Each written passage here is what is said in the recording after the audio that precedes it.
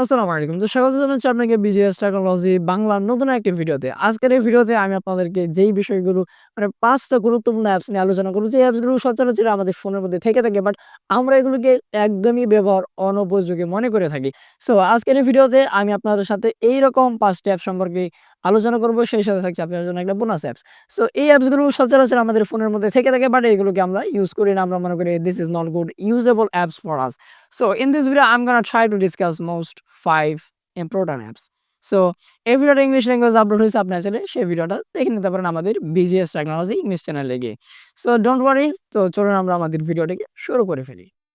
So number ৫ নাম্বারে যে অ্যাপসটি রয়েছে সেটা হচ্ছে আমাদের Google Translator। Google Translator হচ্ছে এখানে ধরেন আপনি নতুন একটা মানুষের সাথে কথা বলতেছেন, নতুন একটা কান্ট্রিজ মানুষের সাথে আপনি কথা বলতেছেন বাট আপনি তার ভাষাটাকে বুঝতে পারতেছেন না। সো এই ক্ষেত্রে আপনি ব্যবহার করতে পারেন Google Translation। সো এখানে ধরেন আপনার ফোনে এমবি নাই বা ইন্টারনেট কানেকশন নাই, এই মুহূর্তে আপনি চাইলে এখান থেকে কিছু ভাষা আপনি ডাউনলোড করে রাখতে পারেন। ডাউনলোড করার মাধ্যমে এগুলো আপনি ফ্রিতেই মানে অফলাইনে আপনি এগুলোকে ট্রান্সলেট করে নিতে পারেন। সো ধরেন আমার মনে আপনি ফ্রি Facebook ইউজ করতেছেন। সো আশা করি এই অ্যাপসটা খুবই গুরুত্বপূর্ণ হতে পারে আপনার জন্য। সো তাছাড়া এখানে আরো অনেকগুলো বৈশিষ্ট্য রয়েছে যেগুলো নিয়ে আমি এখন কথা বলতেছি। আরো অনেক বেশি লম্বা সময়ের প্রয়োজন। সো আমি চেষ্টা করব পরবর্তীতে হোল অফ দ্য ফিচারস নিয়ে আলোচনা করবার জন্য। সো এবার চলে যাই আমরা নাম্বার 4 এ যে অ্যাপসটা রয়েছে। নাম্বার 4 এ যে আমাদের অ্যাপসটা রয়েছে সেটা হচ্ছে Google Maps। ধরেন আপনি নতুন একটা জায়গায় ঘুরতে গেছেন বাট আপনি ওইখানের কিচ্ছুই চেনেন না। সো সবসময় যে Google Maps একদম পারফেক্ট ঠিকানাটাই দেয় বিষয়টা এরকম না। সো মেক্সিমাম সময় কিন্তু আমাদের পারফেক্ট ঠিকানাটাই দেয়। সো সেক্ষেত্রে আপনারা Google Maps টাকে ব্যবহার করতে পারেন। এটা খুবই সিম্পল, আপনারা চাইলে দেখে ব্যবহার করে নিতে পারেন। এবং নাম্বার 3 এ যে অ্যাপসটা রয়েছে সেটা হচ্ছে Google Photos। যেমন ধরেন Google Photos এর মধ্যে আমার এক চাচা আছে যে সেনাবাহিনীতে চাকরি করে। তার যে পুরনো একটা ফোন ছিল, সো ওই ফোনটা সে হারায়া ফেলে। সো হারিয়ে ফেলার পর নতুন আরেকটা ফোন কিনে যে আমাকে বলে, "এই ঘটনায় এখন আমি আমার পূর্বের ফটোগুলো ফিরিয়ে আনতে চাই।" সো আমি তাকে তার পূর্বের ফটোগুলো ফিরিয়ে এনে দিলাম জাস্ট Google Photos এর মাধ্যমে। তখন তো সে সব মানে তার অনেকগুলো স্মৃতি ছিল এখানে। সে যখন ট্রেনিং অবস্থায় ছিল অনেক ফটো, ভিডিও ছিল এবং আরো অনেক গুরুত্বপূর্ণ ফাইল-টাইল ছিল। সো আমি এগুলোকে রিকভার করে আইনা দিতে পারি এই Google Photos এর মাধ্যমে। সো আমি বলব আপনারা অবশ্যই Google Photos টা ব্যবহার করতে পারেন। সো এটা খুবই গুরুত্বপূর্ণ। এখান থেকে আপনি মাত্র ১৫ জিবি আপনি ফ্রিতে ইউজ করতে পারবেন। আর বেশি যে আপনি নিতে চান তাহলে আপনাকে কিছু টাকা খরচ করতে হতে পারে। $২-৩ এর মতন প্রবাবলি। সো আপনি এতটুকু টাকা খরচ করলে আপনি কিন্তু একদম ফ্রিতেই মানে কয়েক মাসের জন্য একবারে অনেক জিবি আপনি ফ্রিতে ব্যবহার করতে পারবেন। এবং নাম্বার 2 এ যে অ্যাপসটা রয়েছে সেটা হচ্ছে Google Drive। Google Drive হচ্ছে এখানে আপনি অনেক ধরনের ডকুমেন্ট, অনেক ধরনের ফাইলস, অনেক কিছু আপনি এখানে রাখতে পারবেন। আপনি এখানে ফ্রিতে এই আগেরটার মতনই ১৫ জিবি আপনি ফ্রিতে ইউজ করতে পারবেন। এরপরে বেশি যাইতে গেলে আপনাকে টাকা গুনতে হবে। সো এবার নাম্বার 1 এ যে অ্যাপস রয়েছে সেটা হচ্ছে গিয়ে আমাদের সবারই চেনা পরিচিত একটা অ্যাপস Google Lens।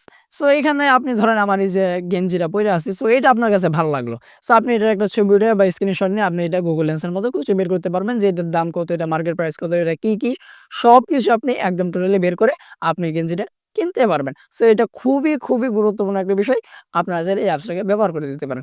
এবং বোনাস যে অ্যাপসটার কথা বলছিলাম সেটা হচ্ছে Google Chrome। সো আমরা অনেকে Google Chrome টাকে মানে একদমই সেরকম মূল্য দেই না। কারণ আমরা মনে করি এখান থেকে শুধু নেগেটিভ সাইডে যাওয়া যায়। না।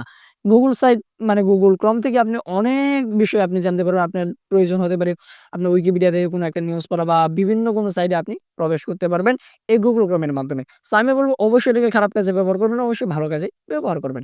সো এখান থেকে ধরেন এই যে আমরা YouTube এ ভিডিও আপলোড করি সেটার জন্য অনেক ধরনের ব্রাউজার থাকে। এর মধ্যে সবচাইতে নিরাপদ হচ্ছে Google Chrome। মানে আমি Google Chrome টাকে আমি আমার লাইফে সবচাইতে বেশি প্রেফার করি। সো আমি Google Chrome টাকে সবচাইতে বেশি ব্যবহার করি। সো আপনারা চাইলে এই অ্যাপস গুলো ব্যবহার করে দেখতে পারেন। আশা করি আজকের ভিডিও আপনার জন্য সবচাইতে গুরুত্বপূর্ণ হইতে পারে যদি আপনি এই অ্যাপস গুলোকে ভালোভাবে ব্যবহার করতে পারেন। সো আমি এখান থেকে যে কয়েকটা অ্যাপস আছে ধরেন Google Photos এর মধ্যে অনেকগুলো ফিচারস আছে বা বৈশিষ্ট্য আছে যেগুলো নিয়ে আমি পরবর্তী ভিডিওতে একটা লম্বা ভিডিও তৈরি করার চেষ্টা করব। এখানে ফটো এডিটিং সহ ভিডিও এডিটিং নিয়ে অনেকগুলো ফিচার আছে। স্পেশালি স্টেবিলাইজেশন বা যেটাকে আমরা একদম ঝাঁকাঝাঁকি যে আমাদের ভিডিওগুলোর মধ্যে থাকে বা স্টেবল একদম মানে নড়াচড়াহীন যেইগুলো থাকে এগুলো নিয়ে অনেকটাই কাজ করা যায়।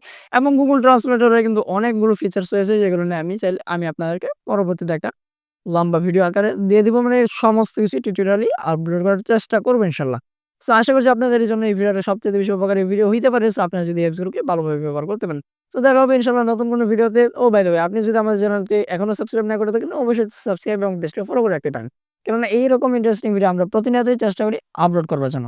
সো দেখা হবে ইনশাআল্লাহ নতুন ভিডিওতে। আসসালামু আলাইকুম।